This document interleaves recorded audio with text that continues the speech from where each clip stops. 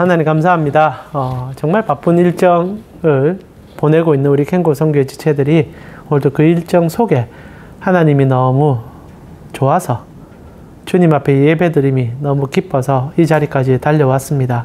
그 누구 한 명 강제하지 않지만 오직 순수함과 주님을 향한 열정으로 이곳에 모였습니다. 하나님 사랑하는 주의 자녀들의 이 열정과 사랑을 주님 귀하게 여겨주시고 오늘 또 이 귀한 시간 잠시 잠을 내어서 누구보다 사랑하는 주님께 예배드릴 때 주님 우리의 마음을 받아주시고 당신의 놀라운 그 사랑과 그 뜻을 그리고 우리가 어떻게 걸어가야 될지 그 방향을 오늘 예배 가운데 다시 한번 보여주셔서 우리로 힘을 얻을 수 있는, 그래서 다시 한번 일상 속으로 들어갈 때 주님의 말씀을 먹고 마심으로 그 힘으로 다시 한번 도전하는 우리가 될 수 있도록 하나님 오늘도 그 신손으로 우리를 붙잡아 주시옵소서. 주께서 오늘 또 이 예배 가운데 우리에게 말씀하여 주실 것을 믿사오며 살아계신 예수님의 이름으로 기도드립니다. 아멘. 아멘. 예, 국정감사기간이라고 들었고요. 바쁘실 것 같은데 그래도 이렇게 말씀 속으로 들어와 주셔서 너무 감사합니다. 피곤하시죠? 말이 없으신 거 보니 진짜 피곤하시군요. 힘내주셨으면 좋겠습니다. 오늘 주제 자체는 조금 무겁죠. 오늘 이혼에 대한 얘기 조금 하려고 합니다. 그래서 이혼에 대한 얘기 조금 하겠지만은 제가 여러분에게 이혼하라 마라 이런 얘기 할 입장은 아니고요. 성경에서 이 이혼을 어떻게 다루고 있고 예수님께서 이 시점에서 왜 이야기를 들으시고 또 우리에게 전달하는지를 두 가지 관점에서 좀 나눠보고 싶습니다. 첫 번째는 예수님께서 하셨던 그 이제 역사 속에서의 이면적 내용과 두 번째로 예수님께서 이 말을 하실 때 신학적 내용을 가지고 우리 일상과 신학의 내용을 두 파트로 좀 나누어서 오늘 이혼 문제를 좀 다뤄보고 싶습니다. 최근에 이혼하면은 가장 우리 머리에 떠오르는 인물이 있죠. SK 3대 회장 최태원, 그리고 아시다시피 노태우 대통령, 전 대통령 장녀인 노소영 씨의 그 이혼 문제, 굉장히 지금 시끄럽지 않습니까? 시끄러운 이유 중에 하나가 그 재산 분할이 2조 가까이 돼서 지금 3심까지 간 것 같은데 어찌 됐는지 잘 모르겠습니다. 하여튼 재산 분할 문제는 아직 조금 더 예용 중인 것 같네요. 하여튼 이혼 비용으로는 한 몇백억 준다 그러고 나머지 이제 재산 분할 문제 좀 나오는 것 같습니다. 그래서 핵심은 이거겠죠. 노태우 대통령이 줬던 비자금을 가지고 SK가 정말 잘 된 것인가? 여기에 대해서 계속 논박이 좀 있는 것 같긴 합니다. 근데 제가 이 얘기를 하는 이유는 이혼 얘기하고 싶어서 꺼내본 겁니다. 여러분의 시선을 주목시키고 싶어서. 저는 그 사람들이 이혼을 하든 마든 제가 생각 안 합니다. 그 부자들 자기들끼리 정락 결혼을 했든 뭘 하든 그렇게 사는 거고요. 그러나 우리 일상 속에서 우리 삶 속에서는 어떤 고민을 해야 될지를 좀 생각해 보고 싶죠. 오늘 보면은 바리새인들이 말씀을 전하는 예수님의 찾아와 질문하는 내용으로 시작되죠. 2절에 보니까 바리새인들이 예수께 나와 그를 시험하여 묻되 사람이 아내를 버리는 것이 옳습니까? 라고 얘기합니다. 내용 자체가 굉장히 강렬하죠. 아내를 버리는 것. 이혼이란 표현도 아니고 버리는 것이라고 되어 있습니다. 신명기에 이제 24장에 모세 율법에 의하면 이혼을 허용합니다. 허용하는 과정 속에 이제 여자에게 문서 하나를 써주고 이제 보내면 이혼이 합법화됩니다. 실제로 이제 그 시대에 예수님 시대도 그랬지만 남성 우월주의 사회에서 지금도 여전히 그런 흔적이 많이 남아있지만은 가부장적 제도 안에서의 여성들은 언제나 피해자의 위치에 있을 가능성이 매우 높았었죠. 그리고 예수님 당시에도 동일했었습니다. 남성이 집안의 모든 주도권을 쥐고 있기 때문에 이혼이란 말 자체가 필요가 없죠. 남자가 이 여자가 싫으면 그냥 문서 하나 써주고 버리는 겁니다. 그래서 문서 하나 써주는 것만 해도 다행이죠. 다른 데서는 아예 그냥 바로 소박 주는 겁니다. 이 꼬투리 잡을 거는 수없이 많았겠죠. 실제로 여러 가지 유대 문헌을 살펴봐도 쫓아내는 데는 이유가 없어요. 그냥 아침밥 먹다가 기분 나쁘면 쫓아내는 기록도 있고요. 그냥 보기 싫으면 그냥 내보내는 겁니다. 그런 식으로 수많은 여자들이 남성들의 우월적인 지휘권 안에서 쫓겨나가고 그리고 비참한 일을 많이 당하는 과정이었고, 그런 과정 속에 이제 종교인들이 찾아와서 질문하는 거예요. 당신이 생각할 때 여성들을 버리는 것이 맞는 거냐라고 얘기하는 거죠. 어떻게 질문을 생각해 보면 참 좋은 질문 같기도 하고 그 시대의 폐단에 대해서 의문점을 가지고 묻는 것 같기도 하지만은 바리새인들이 그런 인간들입니까? 예수님에게 뭔가 흠을 잡기 위해서 찾아왔죠. 그래서 오늘 본문은 시험하기 위해서 찾아왔다고 명확하게 얘기합니다. 이혼을 해야 되냐 말아야 되냐를 알고 싶은 게 아니었다는 거예요. 꼬투리를 잡고 싶었다는 겁니다. 그리고 어떤 꼬투리인지에 대해서는 두 번째 얘기해 드리겠습니다. 자, 먼저 예수님께서 이 질문을 받아들이고 나서 답을 하기 시작합니다. 여기서 우리는 그 시대의 분위기에 예수님께서 바라보는 시각을 조금 읽어보고 싶다는 거죠. 실제로 오늘날 같은 경우 이혼하는 문제는 생각보다 쉽습니다. 제가 어릴 때만 하더라도 이혼은 큰 문제로 느껴졌고 하면 안 되는 일로 인식했지만 오늘날 그렇지 않습니다. 오늘날 이혼은 조금 마음이 맞지 않아도 조금 관계가 틀어져도 쉽게 할 수 있는 어떤 가치로 인식하는 것 같습니다. 그래서 좀 불안해요. 좀 안타깝기도 하고 우리가 서구 사회도 미국 사회도 잘 알지만은 이혼이 너무 쉬워지니까 생겨난 자녀들이 얼마나 고통을 당합니까? 그게 계속 답습되는 거죠. 두 사람의 마음도 중요하지만 가족이라는 끈을 어떻게 인식하냐가 중요한데 그러지 못하는 것이 이 시대의 개탄스러운 일 중에 하나라 생각합니다. 그러나 중요한 것은 예수님이 말씀하는 시대는 분위기는 너무 달랐다는 거. 지금처럼 서로 마음이 안 맞아서 기질이 안 맞아서 아니면 여러 가지 문제가 좀 생겨서 이혼을 할 수 있는 분위기가 아니라 남자가 무조건 쫓아내는 소리 하나 써주고 쫓아내는 분위기에 예수님께서는 여성들의 편을 들어주면서 오늘 이야기를 하고 있음을 먼저 기억하실 필요가 있다는 겁니다. 결론적으로 예수님이 이혼을 금지하십니다. 이혼 못하게 합니다. 마가복음에 같은 경우에 좀 극단적으로 절대 나눌 수 없다고 얘기합니다. 근데 이게 좀 교묘하고 좀 독특해요. 교묘? 표현이 좀 그렇긴 한데 예수님 말이 앞과 뒤가 조금씩 달라지게 하기 때문입니다. 실제로 마가복음 같은 경우에 11장 12절에 보니까 이르되 누구든지 그 아내를 버리고 다른 데 장가드는 자는 본처에게 간음을 행함이요 또 아내가 남편을 버리고 다른 데로 시집가며 간음을 행함이다 라고 제자들에게 설명해 줍니다. 즉 이혼 자체가 죄다. 그래서 너가 결혼을 하고 난 다음에 혹시나 다른 사람과 이제 이혼을 하고 다른 사람과 살게 되면 그 자체가 간음죄야, 심각한 죄악이야 라고 얘기한다는 거죠. 예수님께서 이혼 자체를 지금 막고 계시다는 겁니다. 근데 이게 좀 달라요. 마태복음에 가게 되면 이유가 하나 더 생깁니다. 지금 마가복음은 무조건 이혼 안 돼 라고 얘기하는 것 같은데 마태복음 5장에서 그렇고요. 19장에도 그렇고 이혼을 2번 정도 얘기를 하시는데 그때 어떤 얘기를 하느냐. 음행의 연고 외에 이혼하는 것은 문제가 된다. 즉 이제 사고를 쳐서 이혼하는 것은 괜찮다는 얘기를 해준다는 겁니다. 자, 그럼 이혼을 할 수 있다는 말입니까? 하지 못한다는 얘기입니까?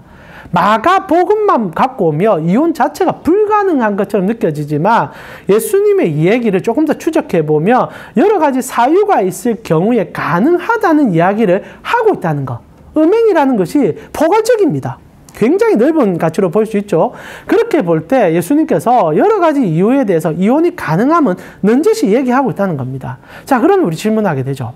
이혼이라는 게 도대체 어떤 건가? 자, 현실적인 문제 안에서 예수님이 살펴보는 말씀은 약자 편에서 이혼을 생각하여 얘기하고 있다는 겁니다. 실제로 오늘 예수님께서 11절에서 12절에 보면 남편을 버린다는 얘기를 하고 있거든요. 당시에 여성이 남편을 버릴 수가 없습니다. 제도적으로나 법적으로. 근데 예수님의 얘기가 독특해요. 여성이 남편을 버리고 다른 데로 시집 간다는 이야기를 하고 있습니다. 조금 생각 있는 사람들은 이 말 자체가 모순이라는 걸 발견했을 것 같아요. 근데 예수님께서 오히려 그들의 생각과 사고를 비꼬는 거죠. 너희가 여자를 그렇게 쉽게 버리듯 여성들이 너희를 버린다면 너희는 어떻겠니? 라는 얘기를 되묻고 있는 겁니다. 그리고 조금 더 극렬하게 너희가 정말 어떤 관계이든 간에 서로가 하나님 안에서 작정하여 결혼했다며 하나님의 언약 속에 머물고 있는 것을 왜 잊어버리고 있느냐라는 질문을 하고 있는 거죠. 저는 이혼을 할 수 있다고 생각합니다. 때로는 여러 가지 이유가 있을 수 있습니다. 그리고 우리가 상상하지 못하는 문제점이 있을 수도 있습니다. 그런 경우에 교회 안에서도 합법적인 여러 가지 절차를 밟아서 헤어질 수 있다고 생각을 해요. 그거를 교회가 죄라고 말해서는 안 된다고 봅니다. 참 독특하게 교회 안에서는 이 이혼의 문제에 대해서 너무너무 보수적으로 바라봅니다. 이렇게 얘기하면 지금 여러분의 생각에 저 목사 맞나 이런 생각이 들 수 있을 것 같습니다. 그러나 정말로 여러분 사람이 살다 보면은 상상을 초월하는 문제점을 만날 수가 있습니다. 그랬을 때 정말 원치 않는 이혼을 할 경우에 우리는 그것을 죄로 인하여 죄를 지었기 때문에 이혼했다 말할 수 있을까요? 예수님은 그런 관점으로 이 얘기를 정의시켜주는 게 아님을 알아주십시오. 지금 예수님의 얘기는 사회적 약자편에서 그들에게 보호해줌을 보여주기 위하여 이 얘기들을 하고 있다는 겁니다. 모세가 그런 얘기를 했던 이유를 예수님은 자의적인 해석을 달아줍니다. 물론 그분 자체가 하나님이기에 하나님의 마음을 대변하는 거죠. 이유가 뭡니까? 모세가 너희에게 서약서를 쓰고 보내라 했던 것은 너희가 너무 악해서 그랬던 거다. 이게 하나님의 본심이라는 거죠. 자, 여기서 우리는 성경을 보는 하나의 포인트를 발견해야 돼요. 여러분, 성경을 읽을 때 문자 그대로 이해하면 큰일 납니다. 이 책은 하나님의 마음이 담겨져 있는 책입니다. 마음을 읽지 않고 문자 하나하나 그대로 들어가서 오늘 같은 본문에도 이혼하지 마라. 그러면 그 말을 가지고 교회 와서 혹시나 여러 가지 마음의 상처, 아픔을 가진 우리 사랑하는 지체들 바라보면서 와, 너 죄인이네 라고 나오는 경우가 생긴다는 겁니다. 지금 바리새인들이 딱 그러고 있다는 거죠. 그러나 하나님의 마음은 그게 아니었다는 겁니다. 제발 맞고 싶었고 그리 되지 않기를 원했고 그 시대 가장 약자인 여성들이 손해보지 않기를 바라고 있었습니다. 그래서 최후의 보루장치로 문서라도 하나 써라라고 얘기했는데 유대인들은 그것을 오히려 더 쉽게 이혼하는 도구로 삼고 있었다는 것. 그래서 예수님께서 너무 화가 나서 절대 해서는 안 돼. 이건 오로지 딱 하나입니다. 그 시대의 가장 큰 약자라 부르시는 여성들에게 하나님께서 어떤 마음으로 그들의 아픔을 보고 있는지를 설명하고 있는 거죠. 언제나 교회 안에서는 모든 말씀을 해석할 때 첫 번째는 하나님의 눈으로 해석해야 됩니다. 그리고 하나님의 눈으로 해석한다는 것은 엄격한 율법적 자태가 아니라 예수 그리스도의 십자가의 사랑으로 해석한다는 얘기죠. 그래서 오늘 예수님께서는 이혼이라는 어떻게 보면 굉장히 무거운 주제를 들었을 때 명쾌한 답을 줍니다. 하면 안 돼. 하면 안 돼. 왜? 여성들이 쫓겨나는 일이니까. 그래서 오늘날과 같은 시점으로 보실 필요는 없겠지만 성경 안에서의 하나님의 마음을 읽어내면서 오늘날 우리가 어떤 관계로 봐야 될 필요성을 이해할 필요가 있다는 겁니다. 자, 그러나 중요한 건 여기서부터입니다. 자, 예수님께서 그러면 단순하게 이혼 문제를 이렇게 심각하게 다뤄주고 있는가? 그건 또 아니라는 거예요. 예수님께서 이 얘기를 하실 때는 조금 더 중요한 신학적 의미가 담기기 시작했다는 겁니다. 실제로 오늘 이 얘기의 시작은 예수님께 이혼에 대해서 질문하고 싶지 않았습니다. 오히려 예수님에게 어떤 시험거리를 던져서 예수님을 끌어내리고 싶었던 그들의 목적성이 있었다는 것을 여러분이 알 필요가 있다는 거죠. 자, 바리새인들이 왜 예수님께 이혼을 가지고 질문했을까요? 지금 예수님께서는 며칠 후에 십자가를 지십니다. 지금 굉장히 긴박한 상황이었고 바리새인들은 이때쯤은 예수님을 죽이고 싶어 합니다. 단순히 몸을 주는 정도가 아니고 제거 대상으로 삼았다는 거죠. 그런 가치 속에 시험거리를 던지는데 그게 하나가 이혼이었다는 거예요. 자, 이혼에 대한 질문이 예수님을 나락으로, 아니 죽일 수 있는 문제거리가 된다는 생각을 해봐야 됩니다. 자, 왜 이혼에 대한 질문을 했을까? 자, 여기에는 역사적인 배경을 이해할 필요가 있습니다. 실제로 이 예수님 당시 때 이혼 문제로 인하여 사형을 받았던 위대한 선지자가 있었습니다. 혹시 누군지 아십니까? 세례 요한이죠. 여러분, 세례 요한이 왜 목 베어 죽은 줄 아십니까? 헤롯의 이혼 문제를 거론했기 때문입니다. 다른 문제가 아니었어요. 헤롯이 자기 처를 버리고 동생의 처를 받아들이고 결혼을 하게 됩니다. 그런 과정 속에 얼마나 음란한 짓들이 그 집안에 만연했는지 모릅니다. 그래서 세례 요한이 바로 직설적으로 얘기했죠. 모두 다 입을 다물고 있었거든요. 저런 흉악한 짓을 해도 그냥 침묵하고 있는데 세례 요한이 저것은 비도덕적인 행동, 아니 도덕적이지 못하다. 저건 너무나 악랄한 짓이다 라고 얘기합니다. 그 선지자가 다른 일도 아니고 이혼 문제 거론했다가 헤로디아의 감정 때문에 너무 열받아가지고 잡아들여라. 그리고 목 베어라. 순식간에 그 일이 이루어져서 쟁반에 선지자의 목이 달려가는 일이 있습니다. 그 뒤로 헤롯은요, 자기 이혼 문제에 대해서 쌍심지를 켜고 있었고 아내 되는 헤로디아도 동일했던 겁니다. 이 바리새인들이 얼마나 못했습니까? 딱 찾아가서 묻는 거예요. 너는 이혼을 어떻게 생각하냐? 여기서 예수님이 어떤 얘기를 하냐가 바로 올무가 될 수 있습니다. 왜냐하면 당시에 헤롯이 예수님을 세례 요한의 환생으로 오해하고 있었습니다. 그 기록 여러 번 보셨죠? 그래서 헤롯이 예수님을 보면서 동일한 두려움을 느끼고 있었습니다. 세례 요한을 너무 무서워했거든요. 그런데 똑같은 두려움이 예수님께 있었던 겁니다. 그러니까 예수님이 만약 그 얘기를 했다는 것을 바리새인들이 딱 잡으면 바로 헤롯의 귀에 꽂아주는 거죠. 봐라 봐라, 세례 요한의 환생이다. 그가 죽기 전에 너희 이혼 문제 건드렸는데 저 예수도 똑같이 건들고 있다. 용서해서는 안 된다. 합법적으로 도덕적으로 목을 자르려고 수를 썼던 겁니다. 그러자 예수님께서 그들의 이 얘기를 정확히 기억하고 모세의 율법대로 얘기해 줍니다. 근데 더 나아가게 되죠. 이혼 절대 할 수 없어. 근데 예수님의 의도 방향이 너무 재밌습니다. 예수님은요, 겉으로 하는 얘기 속에 너무 깊숙한 신학적 의미를 담아서 얘기할 때가 있습니다. 그래서 두 관점에서 다 이해가 가능할 때가 있어요. 율법적으로도 도덕적으로도 이 해석도 할 수 있지만 그 안에 예수님의 본심을 찾아보면 놀라운 신학적인 사랑이 들어있다는 거죠. 자, 예수님께서 그래서 이혼 문제를 들었을 때 이제 우리의 두 번째 주제로 넘어가면 신학적인 접근을 해보자는 겁니다. 그래서 예수님도 이혼 문제를 신학적으로 접근하기 시작해요. 그래서 어떤 얘기를 하느냐? 창조 때의 아담의 얘기를 갑자기 끌어옵니다. 이혼하지 마! 이거 하나님의 명령인데 왜 저기요?가 아니라 뜬금없이 6절에서 9절까지 창세 때부터의 이 얘기를 시작합니다. 자, 마가복음 10장 6절에서 9절을 보니까 같이 한번 읽을까요? 이 설교가 가장 어려운 거는 저 혼자 얘기한다는 겁니다. 그래서 여러분이 가만히 있다 보면 피곤해지거든요. 그래서 한 번씩 성경 읽는 거 좋은 것 같아요. 자, 마가복음 10장 6절에서 9절입니다. 같이 한번 읽어보겠습니다. 창조 때부터 여자로 지으셨으니 이러므로 사람이 그 부모를 떠나서 그 둘이 한 몸이 될지니라. 이러한즉 이제 둘이 아니요 한 몸이니 그러므로 하나님이 짝지어 주신 것을 사람이 나누지 못할지니라 하시더라. 자, 예수님께서 창세의 얘기를 하며 하나님이 짝지어 줬다는 얘기를 합니다. 자, 이게 재밌어요. 여러분, 진짜 하나님께서 아담에게 짝을 지어주셨다는 것을 이해할 필요가 있습니다. 여러분, 창세기의 내용을 어느 정도 알고 계신지 모르겠는데 첫사람의 결혼식이 어떻게 시작된 줄 아십니까? 아담이 원해서 결혼한 게 아니에요. 여러분, 창세기는 참 재밌어요. 하나님께서 아담을 만들 때 아담만 만들죠. 모든 피조 세계에는 암수를 만듭니다.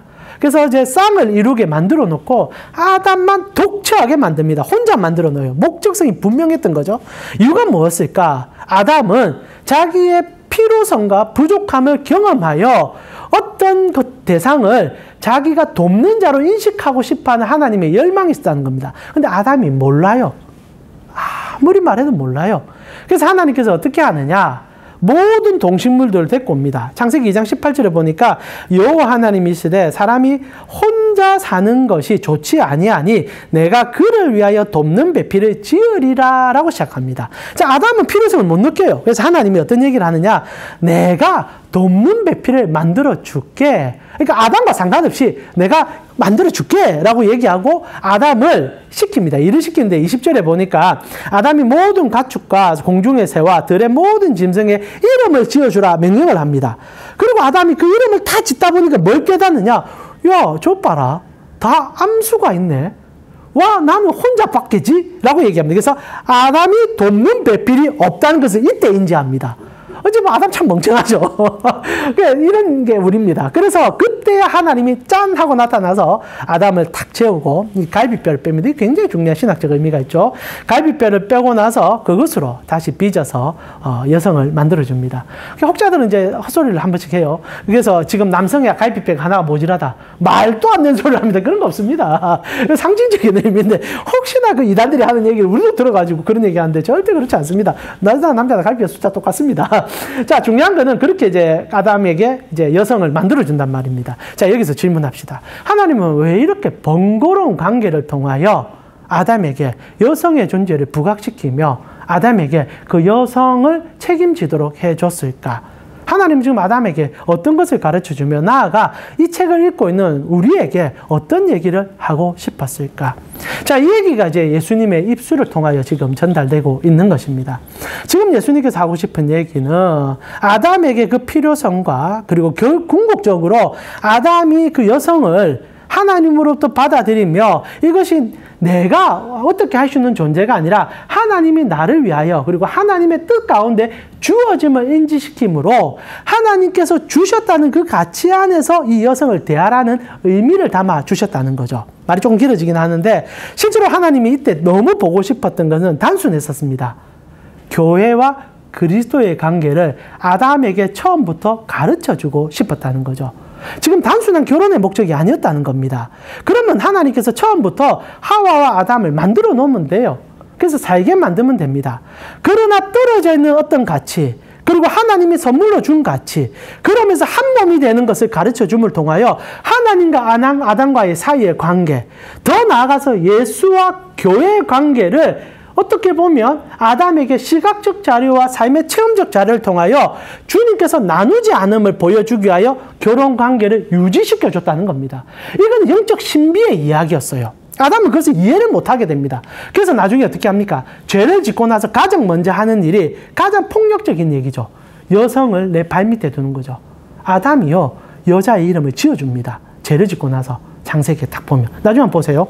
아담이 엄청난 죄악을 저질러요. 그 가장 큰 죄가 뭐냐? 여성이라는 인격체를 너는 내 거야 해서 사람 이름을 지을 때 아담이 처음에 어떤 일을 합니까? 짐승들의 이름을 지어주거든요. 동일하게 여자 이름을 너는 이제 하와야. 죄 짓고 나서 바로 그 일을 합니다. 그래서 너는 내 밑이야. 내가 하고 싶은 대로 다 할 거야. 이때부터 온 역사의 흐름이 지금까지 오고 있는 거예요. 근데 예수님께서 그걸 깨고 싶은 거죠. 그리고 그때 왜 그런 일을 하게 했냐? 하나님과 너희 관계가 어떤 관계인지를 깨닫으면 좋겠다. 너희와 나는 부부 관계요. 예수 그리스도를 통하여 너희가 한 몸 되는 관계를 누려야 해. 그래서 이 얘기를 제가 이렇게 너무 점핑해서 얘기하니까 여러분이 혼란스러웠지만은 바울이 이 얘기를 우리에게 끊임없이 계속 얘기해 줍니다. 바울이 에베소서에 보면요, 그 이제 부부 관계에 대한 얘기를, 이제 가족 관계에 대한 얘기를 넌지시 던져요.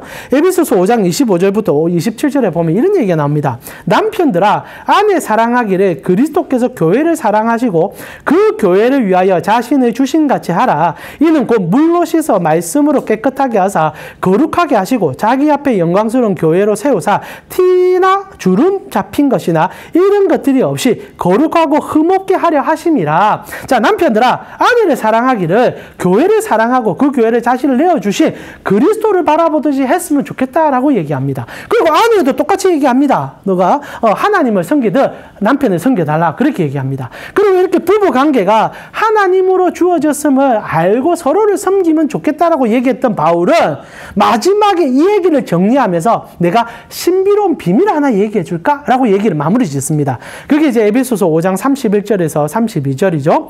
그러므로 사람이 부모를 떠나, 예수님이 한 얘기가 똑같아요. 부모를 떠나 그의 아내와 합하여 둘이 한 육체가 될지니 이 비밀이 크다. 나는 그리스도와 교회에 대해서 말한 거야. 이 비밀을 깨달아야 돼.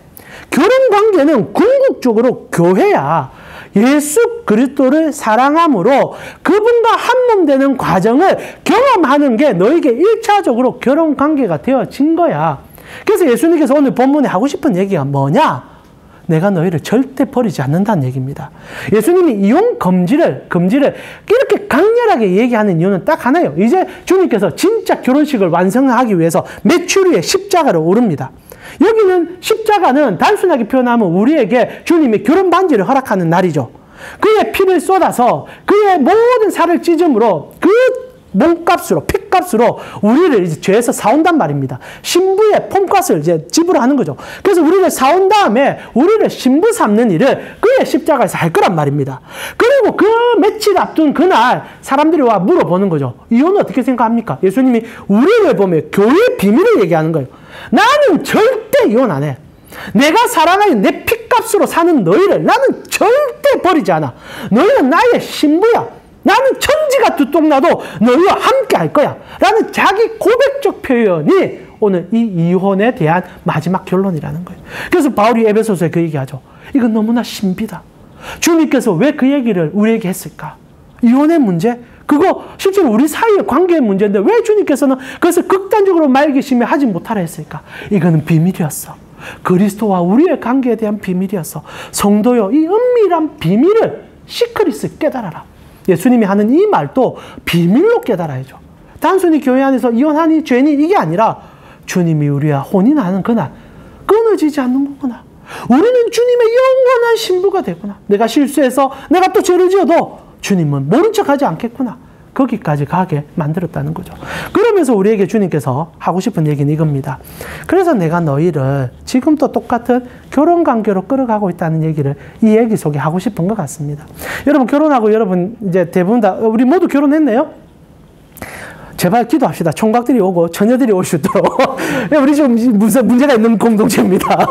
이렇게 다들 이렇게 결혼한 분만 계셔서는 안 돼요. 좀 기도 많이 했으면 좋겠는데, 이제 여러분의 부부 관계는 여러분의 사랑만을 위한 관계가 아님을 인지하십시오.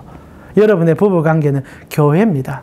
부부 생활에 만족할 수 없습니다. 제가 이제 부부 생활 20년이 더 지나갔는데, 시간이 지나면 지날수록 서로 사랑함이 깊어지는 것도 있지만 흠은 더 커집니다. 그리고 여러분 지금 어떻습니까? 호르몬 변화가 이제 극단적으로 일어나고 있는 저의 시점 아닙니까? 저도 이제 여성화 되어가고 우리 아내는 남성화 되어가고 있고 다툼은 더욱더 심각해지고 있습니다. 저희 아내가 이런 여자 있는지 요즘 새롭게 보고 있습니다. 보통이 아닙니다. 아유, 그래 무섭습니다. 그러나 그런 관계 속에 있을 때 저희가 무엇을 느끼게 되느냐? 힘듭니다. 관계를 유지하는 게 쉽지 않습니다. 그러나 주님께서 주셨음을, 주님이 나를 이렇게 참고 있음을 깨달는다며, 그리고 그것을 알아가는 과정으로 삼는다며, 부부관계는 아름다운 주님의 교육의 터전이 되는 겁니다. 이 사람이 미워서 헤어지겠다가 아니라 이런 나를 주님이 품어주시구나, 이런 나를 이렇게 사랑해 주는구나, 그리고 나를 보게 되죠. 나도 이해가 안 가고 답도 없는 사람입니다. 그런데 이런 나를 위해서 주께서 죽어주셨구나. 그래서 성도의 가정은 문제가 있을 수 있습니다. 아픔이 있을 수 있습니다. 그러나 그것이 완전해지고 완벽해져서 서로 사랑하는 것이 아니라 그 속에서 주님이 나를 사랑하고 있음을 알아가고, 그래서 궁극적으로 이 사람을 용납하는 데까지 그리스도의 사랑을 훈련하는 과정, 끝까지 사랑하는 그 과정을 통하여 주님을 닮아가는 가장 기초와 기본이 되는 것이 우리의 가정입니다. 오늘 이혼에 대한 얘기가 결국 우리의 가정 얘기로 흘러갔지만 두 가지입니다. 첫 번째, 주님은 우리가 살아가는 이 세상에 가장 약자를 바라보며 눈물 흘리는 분이라는 것. 이혼의 문제는 그렇게 접근해야 됩니다. 그리고 두 번째로, 주님께서는 이 일을 통하여 당신이 신랑 되심을 우리에게 얘기하며 나는 너희를 버리지 않을 것이라는 강한 자기적 고백임을 기억하고 그 주님께 나아감으로 내가 우리 남편과 아내의 관계가 아니라 주님과의 관계를 생각함으로 나의 가정과 나의 삶의 터전을 이해한다며 우리의 삶이 본질적으로 조금은 다른 가치로 가지 않을까 싶기도 합니다. 이제 우리 같이 한번 기도할까요? 먼저 주님께서 여러분을 사랑하여 신부 삼아 주셨고 여러분과 절대 헤어지지 않을 거라 약속해 주셨습니다. 우린 다 남성이기 때문에 나를 신부라 부르며 어색하기도 합니다. 그러나 좋은 아름다운 관계로 이해해 주시고 주님께 붙어 있으면 생각해 주십시오. 그리고 나아가 두 번째로 여러분의 가정을 위해서 함께 기도합시다. 우리의 가정이 만족스럽지 않을 수도 있고 아픔이 있을 수도 있습니다. 주님이 여러분을 먼저 불러주심으로 아름다운 가정을 이루라는 것은 그곳에서 그리스도와 교회의 관계를 깨달아가라 얘기입니다. 우리의 교회의 가장 기본은 가정 아닙니까? 나의 아내가, 나의 자녀가, 내 교인들이요, 나의 형제들입니다. 그들을 섬기며 살아가는 과정이 나에게 기쁨이 되고 때로는 아픔은 주님으로부터 해결받을 수 있는, 그래서 우리 가정이 그리스도의 몸된 교회로 성장하는 우리의 가정이 되게 하여 주시옵소서. 두 가지를 놓고 함께 기도하며 주께 나아가고 오늘 마무리하도록 하겠습니다. 같이 한번 기도 드리겠습니다. 하나님 감사합니다. 주님께서 주시는 그 은혜, 주님께서 주시는 그 사랑, 오늘도 우리가 교회를 향한 주님의 음성을 들으며 두 가지를 생각해 보며 나아갑니다. 하나님, 주님께서 나를 너무 사랑해 주셔서 이곳까지 챙겨주시고 나를 영원한 신부 삼아 당신의 나라로 초대해 주고 있음을 아는데 저는 이 땅을 살아가면서 작은 관계 하나하나마저도 주님과의 관계로 해석하지 못하고 나의 욕망과 나의 개속을 담아서 볼 때가 참 많습니다. 하나님, 부족한 저희에게 하나님의 마음을 다하여 주시고 저희에게 담아주시고 늘 이해하여 주시고 하나님 사랑케 하여 주시고 그리고 넉넉함을 허락하여 주셔서 주님께서 주셨던 그 약자를 향한 그 마음과 함께 우리를 향한 그 뜨거운 사랑을 삶으로 어떻게 녹일지를 고민하여 주께 뚜벅뚜벅 걸어가는 우리의 삶의 여정이 되어질 수 있도록 인도하여 주시옵소서. 주님 감사합니다. 다시 한번 십자가의 사랑을 가슴에 내깁니다. 내가 내 몸을 찢어서 너희를 저 죄의 사단의 종되었던 데서 사왔다. 그리고 단순히 사서 부리려고 하는 게 아니라 나의 아내 삼고 나의 자녀 삼고 나와 가족됨을 누리고 내가 너를 영원히 사랑하려고 그 값을 치렀다. 내가 그것을 안다면, 네가 그것을 바라봤다며 그 은혜로 살아가는 삶을 나와 함께 보이면 어떻겠니? 오늘 본문 속에 그 바리새인들이 집요하게 예수님의 생명을 끊으려고 집요한 질문을 하는 과정 속에도 우리를 향한 눈을 두시고 내가 너희를 이렇게 사랑한다. 끝까지 사랑한다 말해주신 예수님. 오늘도 그 사랑 붙잡고 일어섭니다. 그러나 붙잡은 것에서 끝난 것이 아니라 그 사랑이 필요한 것에 나의 마음을 쏟으려고 합니다. 나의 가정에, 나의 직장에, 나의 삶의 터전에 그리스도의 사랑에 겨웠기 때문에 그들로 내가 평가가 되어지는 것이 아니라 주님으로 그들을 사랑하고 품고 그래서 주님께 달려가는 삶을 살아내므로 주님께 칭찬받고 주님께 나아감을 그 기쁨을 누리는 우리 되게 하여 주시옵소서. 지금은 우리 주 예수 그리스도의 은혜와 하나님 우리 아버지의 무한하신 사랑과 성령님의 감화, 감동, 교통케 하심이 그리스도의 신부로서 영원한 언약 관계 속에 주님과 끊어질 수 없는 그 사랑의 기쁨을 누리며 하루하루 주님께 다가감을 영광스럽게 생각하는 캠코 선교의 지체들 머리 위에 지금부터 영원토록 함께 있을지어다. 아멘. 여러분 그리스도의 신부로서 힘내봅시다.